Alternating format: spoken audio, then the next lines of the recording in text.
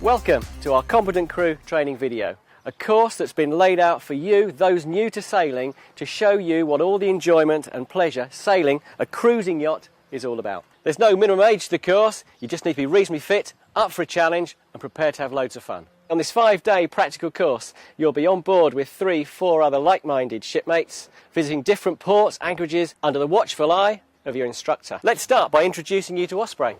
Osprey, she's a 41-foot cruising yacht, typical of a modern cruiser these days. On our tour of the yacht, let's start down below. Your course starts with a full safety brief and tour of the facilities of the boat, so let's take a look. Everybody on board has their own living accommodation. This is the forward cabin.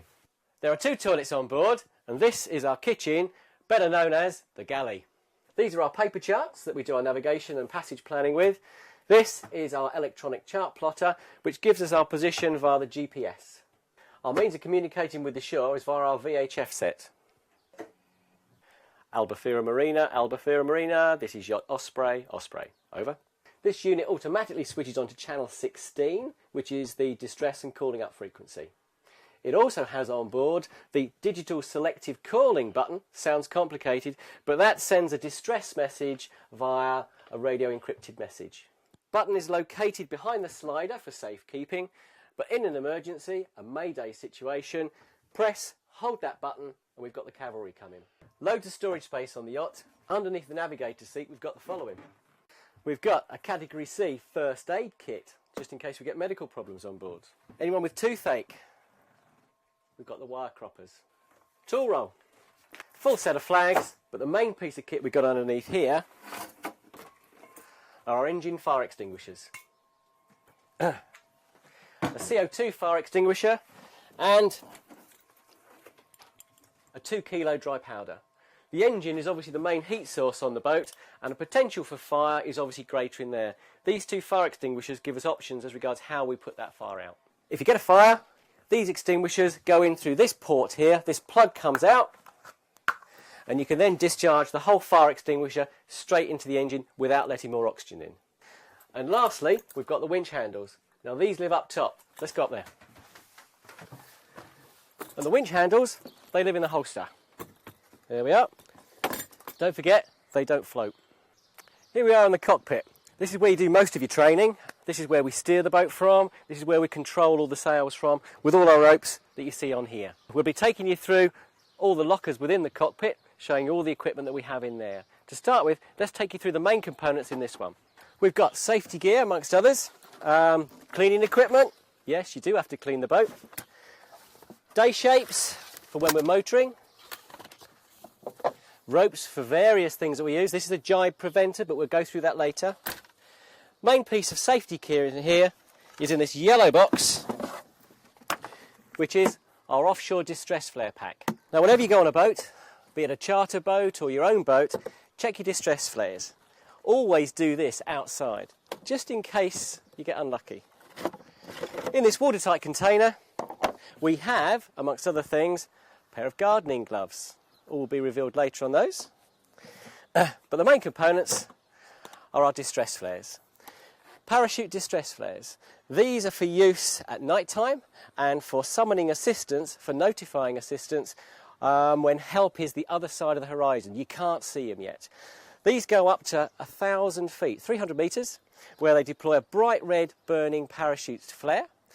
That burns for about 40 seconds and hopefully tells the cavalry on the other side that you're in a mayday situation and you need assistance. When you fire these, you fire them in pairs. The first one goes up. 1 to 2 minutes later, you send off the second one. That second one is important because it confirms that it is a distress situation. Someone on the horizon may see the first one. That second one going up confirms that you've got a problem. Out with the compass, takes a bearing, the cavalry's on its way. With rocket parachute distress flares, never, ever, ever use these when any search and rescue aircraft are in the area, especially helicopters. You can take out a helicopter with one of these. And no matter what language you speak, it doesn't matter. You've got nice graphic pictures down the side. Just follow it one after the other, and that will detail how you set one of these off. For when the rescue services are getting closer and you need to pinpoint where you are, we've got the handheld red distress flares. These you hold at arm's length, and this is where your gardening gloves come in. you've got something bright red hot burning on the end of your hand, to have something like a leather glove in place, that's going to protect your hand. Because don't forget, if something hot falls on your hand, what are you going to do? You're going to drop it, aren't you? That could make your day a lot worse than it already is. During the daytime, we have, they're not baked bean tins, but they look similar. These are the buoyant orange floats. These send out a bright orange cloud, which is obviously visible during the daytime. Now, these are the ones that you use when search and rescue aircraft are in the area, especially helicopters, that sort of thing, because they'll pinpoint where you are, and they'll also give an indication to the helicopter crew what the surface wind's up to as well. These, when you deploy these, again, follow the instructions on the tin. Nice little pictures across there, follow those. Take the top off, pull the trigger wire, make sure you throw that in the water downwind of where you are, okay? If you throw it upwind, you're going to get covered in choking orange smoke, so downwind is where these go. One of the emergency situations that we hope you'll never encounter, but we'll train you for just in case you do, is man overboard. This is our man overboard safety equipment that you see here. If someone goes over the side of the boat, the first thing that the skipper at the wheel must do is stop the boat. It's stop the boat, okay? Second thing, you send away the man overboard equipment. Now, here we've got the Dan Buoy, which has got our flag on the top and is attached to a horseshoe lifebelt, as you see there, which is attached to a light, which is attached to a drogue. All of that is your man overboard equipment, okay? The Dan Buoy, when it's dropped in the water, will float upright and will give you a chance to see where that person's gone over the side, give you a chance to turn around, come back, pick them up. The lifebelt, that gives them something to hold on to, although they should be wearing a life jacket. And the other piece of equipment, there you go, our light. That comes on at night time, helps pinpoint where they are. The little drogue acts like a little sea anchor and stops the whole thing drifting away from the casualty, okay? When you get a man overboard, all this equipment goes over the side of the boat to assist them and to assist us to go back and get them. As competent crew, you're going to be working the boat from the cockpit. All the ropes that control the boat are back into the cockpit where you can handle them nice and safely. On this side of the boat, we've got a winch, and around the winch, we've got a rope. Now, every rope on a boat has got a different name. This one is the jib sheet. It controls the jib on the starboard side of the boat, on the right-hand side of the boat. The winch is there to take the hard work out of pulling one of these in. To start with, you pull it in by hand. Eventually, that'll become too hard to do. Pull it in on the winch, and I'll show you how we load that. Pull it tight till it starts to hurt. Take another good turn, put it up on the horn of the winch and into the cleat, which is holds the rope for us there. That's going to look after itself. Winch handle, put her in the top, get your body over the top of the winch, pull her in, tighten it up until the helmsman tells you he's happy with the set of the sail. When you finish with one of these, pop it back in the holster. Don't forget, they don't float. Ropes leading back on the coach roof here, these help control the mainsail. The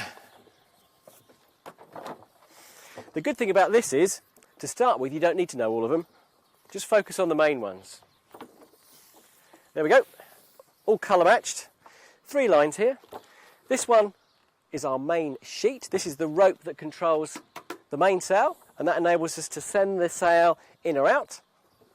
And these two here, these are our reefing lines. When it gets a bit breezy and we need a smaller sail area, so we reduce our sail area, these are the ropes that we pull to reduce the size of our mainsail. Reefing line 1, reefing line 2. Job done. Point of safety. When you're handling ropes on a yacht, be aware of any fancy jewellery that you might be wearing, anything that could get caught up in a rope, for instance. If you're working on a rope, on a sheet or a halyard, and that gets caught and it gets released, your hand gets drawn into the winch, okay? That has the potential for stripping flesh off fingers. Not nice. What we have here are our clutches or jammers. Everything on a boat seems to have 2 names, but then that just keeps you on your toes. These are like a one-way valve for a rope. Think of it as a one-way valve for a rope. To release them, the lever goes right forward like that, and our rope can flow freely between the two, okay? When we close the clutch, we can pull through, but she's bitten it, she won't release it, okay? So these take the weight of whatever we've got, be it pulling up the sail or reefing the sails, for instance, but we can pull through, lead it to a winch, pull them in. It's a one-way valve for a rope. Let's take a quick look up on deck. When you're moving about the boat, bendy knees, hold on to something nice and firm, okay? Handrails, etc. Beware of not using the guardrails, these are a bit wobbly, but hold on, keep nice and low, shrouds are good. One thing you need to remember when you're working on deck, hatches must be closed. Make sure the hatches are closed and battened down. They're big enough to fall in.